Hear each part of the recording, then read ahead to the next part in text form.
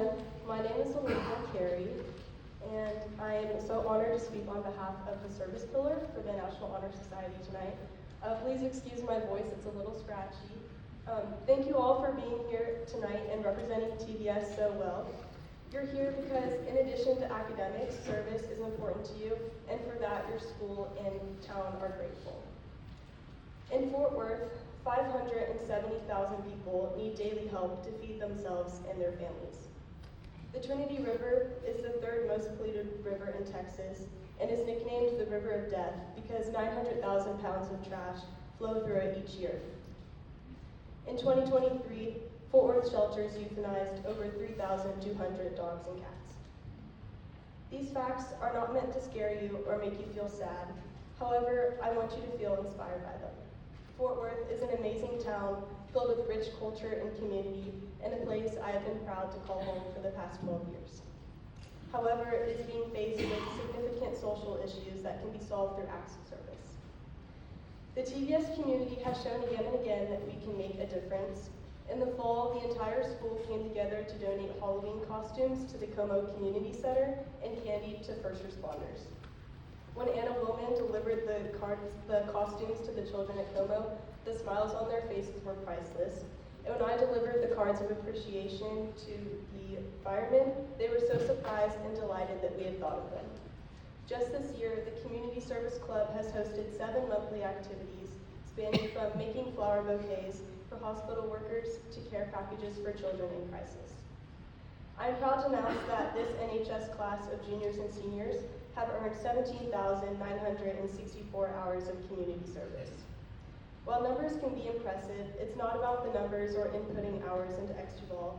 It's about how service makes us feel and the impacts our actions have on others. Some of my most meaningful experiences have been the unexpected moments. The first act of service I completed was the summer before my freshman year while on a tow trip to Puerto Rico. Our group worked at a vocational school in Ponce that had been overtaken by weeds and vines. Piles of trash, reeking of stagnant water, littered the classrooms and lawns. Bull thistle invaded cracks in the walkways, and my back ached, my shoulders were sunburned, and fire ants crawled up my legs while I pulled weeds and raked debris. I wanted to be on the beach, sipping a virgin pina colada.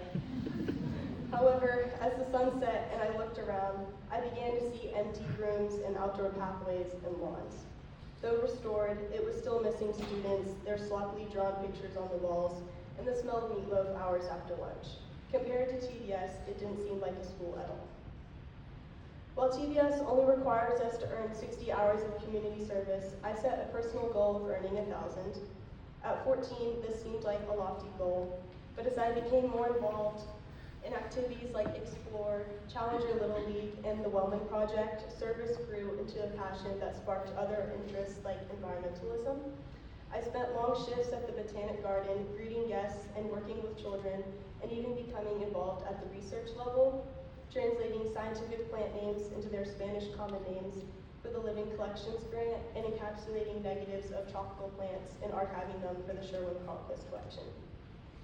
However, my most impactful moment occurred to me while serving dinner at the Presbyterian Night Shelter.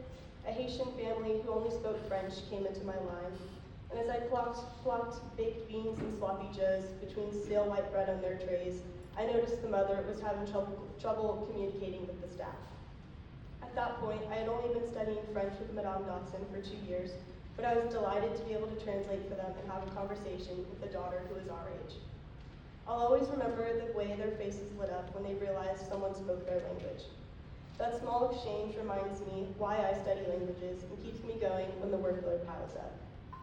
It wasn't just about speaking French, but rather offering comfort in an unfamiliar place. I may have started serving with sweat and sunburn, but I've grown into someone who shows up for others, whether with a hot meal, gardening gloves, or a few words in French. And that's all it takes for the most part, showing up, doing the work, and being open to the connections that might change you for the best.